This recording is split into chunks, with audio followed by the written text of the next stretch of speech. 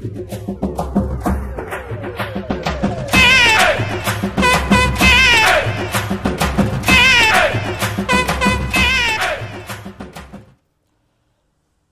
Brain తింటాం ఎలా? Non వెజ్లో అందరూ అన్నీ తిన్నారు. మనిషి బ్రెయిన్ తినాలంటే ఇప్పుడు మనం మాట్లాడుకునే సినిమాకి చూడండి, ఖచ్చితంగా మీరు బ్రెయినే కాదు మిమ్మల్ని మీరే అక్కడ కొరుక్కుని తింటారు, చాలా చిరాకు ఉంటుంది కాబట్టి. ఖచ్చితంగా మీరు బ్రెయినే కాదు మిమ్మల్ని మీరే అక్కడ కొరుక్కుని తింటారు, చాలా చిరాకు ఉంటుంది కాబట్టి. Anyways, disclaimer. Thank you very much. మన థాయిలాండ్ సిరీస్ మధ్యలో ఉన్నాం మనం కరెక్ట్గా ఇప్పుడు. It's been already over a month మన వీడియోస్ పోస్ట్ చేస్తున్నాం, ఇంకా కపుల్ ఆఫ్ వీడియోస్ ఉన్నాయి, వస్తూనే ఉంటాయి. And thanks for watching those videos, and before going anywhere, please do subscribe our channel Mind Me. Now the intro. Hi, hello, namaste everyone, welcome back to our channel Mind Me. చాలా రోజులు అయిపోయింది ఒక movie review పెట్టుకోవడానికి వచ్చి. It's been over lot of rush అనమాట. పర్సనల్గాను మనం ప్రొఫెషనల్గాను తిరుగుతూనే ఉన్నాం అండ్ ట్రావెల్ చేస్తూనే ఉన్నాం, దానివల్ల లేట్ అయిపోయింది. ఇప్పుడు ఈరోజు మనం చూసిన మూవీ అయితే ఉపేంద్రది యూ. ఈ మూవీ గురించి మాట్లాడడం కంటే కూడా నా పర్సనల్గా చాలా రకరకాలుగా ఉంటుంది. మనం సినిమా చూస్తున్నాను సేపు ఎలా ఉంది సార్? రకరకాలుగా ఉంది మాస్టర్. ఓకే, పొద్దున్నా లేదా?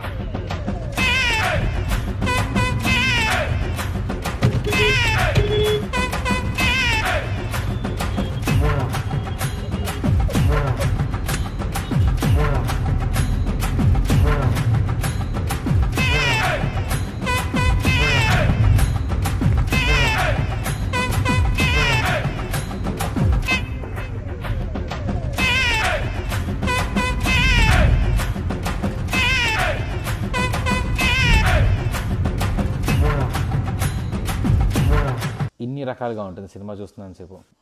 మూవీ గురించి అయితే మాత్రం మనం చాలా మాట్లాడుకోవచ్చు, but end of the day core concept of this film చాలా ఎంగేజింగ్గా ఉంటుంది. బికాస్ సినిమా స్టార్టింగ్లోనే ఒక డిస్క్లైమర్ వేసేస్తారు మనకి, తెలివైన వాళ్ళైతే చూడకండి, తెలివి తక్కువ వాళ్ళైతే చూడండి అని. ఆ డిస్క్లైమర్ని సాటిస్ఫాక్టరీగానే సినిమా అంతా కూడా ఉంటుంది. తిక్కగా పిచ్చిగా ఎందుకు ఏ సీన్ స్టార్ట్ అవుతుందో, ఎందుకు ఏ సీన్ ఎండ్ అవుతుందో, అసలు మూవీలో ఈ సీన్ ఎందుకు వచ్చిందో కూడా కొన్నిసార్లు అర్థం కాదు మనకి. ఇంట్రడక్షన్లో ఒక సీన్ ఉంటుంది, ఫస్ట్ ఒక 3 minutes ఎంతో. ఆ సీన్ అసలు ఏదో ఇంటెన్స్గా చూస్తూ ఉంటాం, ఏమీ ఉండదు, అలా ఊరికే వస్తుంది. That is ఉపేంద్రనేమో. అండ్ క్లైమాక్స్లో కూడా మనకి సినిమా ఏదో రన్ అవుతున్నట్టు చూపిస్తూ ఉంటారు, ఏదో వెయిట్ చేస్తూ ఉంటాం, ఏదో ఉంది సినిమాలో అని. ఏం ఉండదు, ఎండ్ టైటిల్ కూడా పడదనమాట. సినిమా అసలు అలా అబ్రప్ట్గా కట్ అయిపోతుంది. ఎందుకు కట్టయింది, ఎక్కడ కట్టయింది, ఇలాంటివి ఏం అర్థం కావు మనకు సినిమా చూస్తున్నాను సేపు కూడా. ఇంటర్వెల్ కూడా అబ్బా వస్తే బాగుండు అనుకుంటూ కూర్చుంటాం.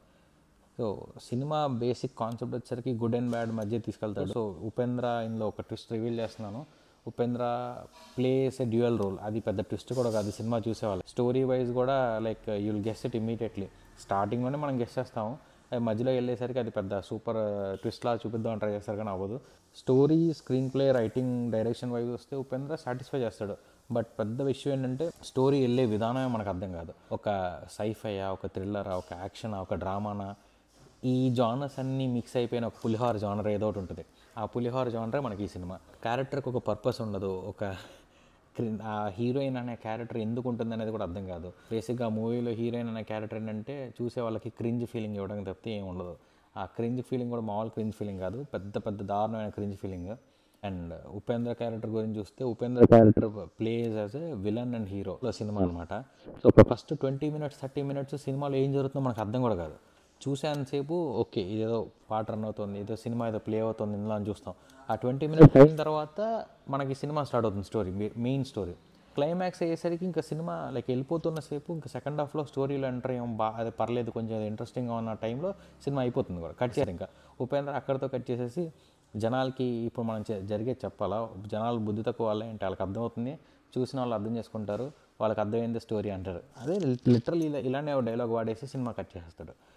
ఎండ్ ఆఫ్ ద డే ఈ మూవీ గురించి మనం మాట్లాడుకునే కొద్దీ మనకి టైం వేస్ట్, తలనొప్పి, దానికి చిరాగ్గా ఉండటం, చూసినంతసేపు ఇది బాగుందా బాగాలేదా అనే డైలమాలో బయటికి రావడం, ఇలాంటివే ఉంటాయి. సో మీరు నార్మల్గా ఉపేంద్ర మూవీస్కి ఫ్యాన్స్ అయితే కనుక మీరు ఈ మూవీ వెళ్ళి చూడండి. Upendra style of making, Upendra narrative style మీకు నచ్చితే ఈ మూవీ మీకు బాగా నచ్చుతుంది. అలా కాదు మనం ఉపేంద్ర సినిమాలకి అసలు చాలా దూరంగా ఉంటాం, కమర్షియల్ మూవీస్, ఎక్స్పెరిమెంటల్ మూవీస్, మనకు కొంచెం కమర్షియల్ మూవీ స్పేస్లోనే ఉంటాం, టిపికల్ తెలుగు ఆడియన్స్ అయితే ఈ సినిమా మీరు ఎందులోనూ చూడొద్దు, ఎందులోనూ ప్రిఫర్ చేయొద్దు. చాలా కష్టంగానో, ఇబ్బందిగానో, చిరాగ్గానో, కోపంగానో అన్ని రకాలుగా ఉంటుంది మీకు.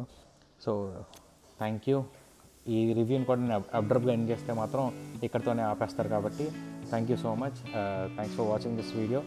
మీకు నా రివ్యూ నచ్చితే కనుక ఛానల్ని సబ్స్క్రైబ్ చేయండి, ఈ వీడియోని లైక్ చేయండి, కింద కామెంట్ చేయండి మీరు ఉపేంద్ర ఫ్యాన్స్ అయితే. అండ్ ఈ మూవీలో కొన్ని సాంగ్స్ అయితే ఉన్నాయి, చిన్నది పెద్దది అని చెప్పేసి ఇలాంటి కొన్ని ఇరిటేటింగ్గా ఉండే లిరిక్స్తో. అలాంటి సాంగ్లు 4-5 ఉంటాయి, స్పెషల్ మెన్షన్ అనమాట ఇది.